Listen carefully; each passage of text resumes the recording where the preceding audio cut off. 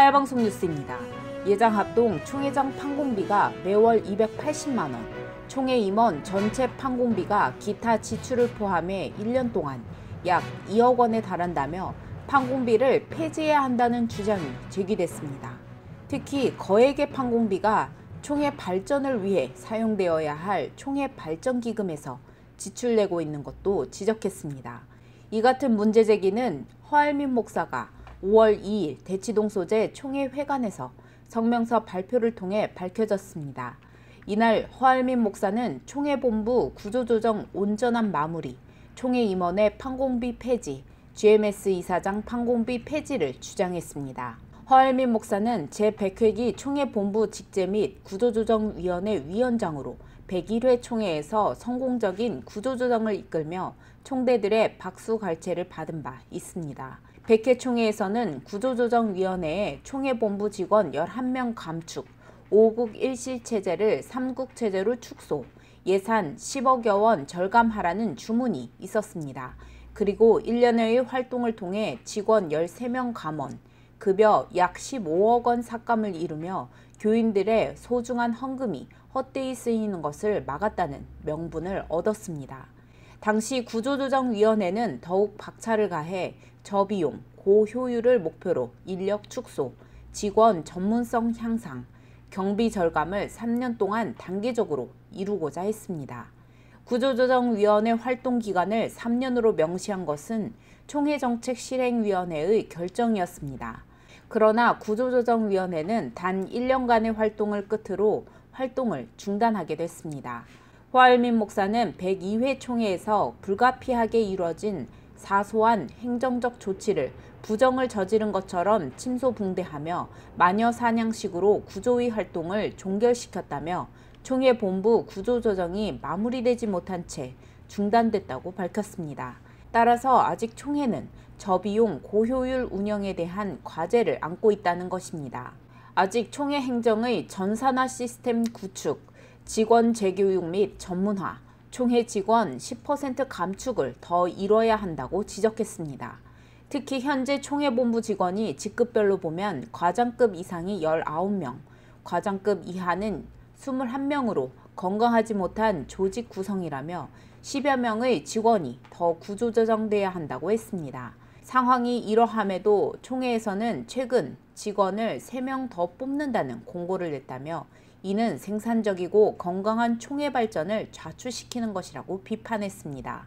허알민 목사는 성명서를 통해 임원 판공비도 문제 삼았습니다.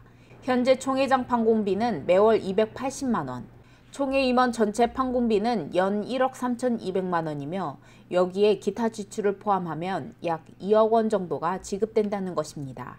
예장 통합 측 총회장 판공비가 100만 원, 서기 50만 원과 비교해도 상당 금액이 지급되고 있다고 비판했습니다.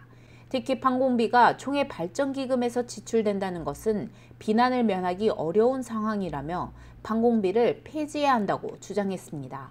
뿐만 아니라 매년 총회 임원의 수련회 참가비는 임원 개인 사비가 아닌 소속교회에서 후원하고 있다며 이것은 결과적으로 이중으로 후원금과 판공비를 챙기는 것이라고 지적했습니다.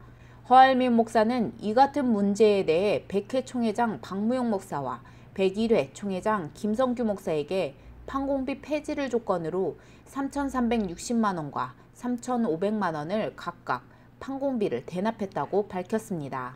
지금 우리 총회는 농어촌교회, 미자립교회 조직위원회가 되어 있습니다. 거기에서 다 큰 교회들이 앞장서서 어떻게 구제해보고자 우리 평준화시키기 위해서 애를 쓰고 있는데 그것을 선도해 나갈 임원들이 이러한 판공비를 아직까지 포기하지 않는다는 것은 후원금과 판공비를 챙기는 그런 아주 악습이 그대로 자행되고 있습니다. 총회 재정 전략을 위해 판공비 폐지에 앞장섰지만 이는 실현되지 않았고 101회 총회장 김성규 목사는 허알민 목사를 오히려 적폐 세력으로 몰아 총대 영구제명 조치를 취했다고 호소했습니다. 오히려 101회 총회장 김성규 목사는 자신의 재임 마지막 시기에 교육부에 총신대학교 재단이사 15인 모두를 김영우 씨 인사로 승인해 총신대 사유화 문제를 더욱 심화시킨 것은 결코 우연이 아니라고 의혹을 제기했습니다. 이어 제100회 GMS 이사장 선거의 불법성에 대한 폭로도 있었습니다. 당시 교회갱신을 위한 목회자협의회 핵심 인사들은 총회에 불참한 이사 50여 명의 위임장을 받아 대리투표하는 일이 자행됐다는 것입니다. 게다가 이사장 후보는 GMS 발전기금 3천만 원을 납부하지만 선출되고 나면 2년 동안 6천여만 원의 해외 항공비와 체류비, 그리고 월 80만 원의 판공비가 지출되는 것은 진정한 선교가 아니라고 거듭 강조했습니다. 따라서 GMS 이사장의 판공비도 폐지하고 GMS 공금으로 외국 선교지 방문할 때마다 개인적으로 쌓이는 항공 마일리지를 GMS 마일리지로 바꿔야 한다고 주장했습니다. 하야방송 뉴스 전민주 기자입니다.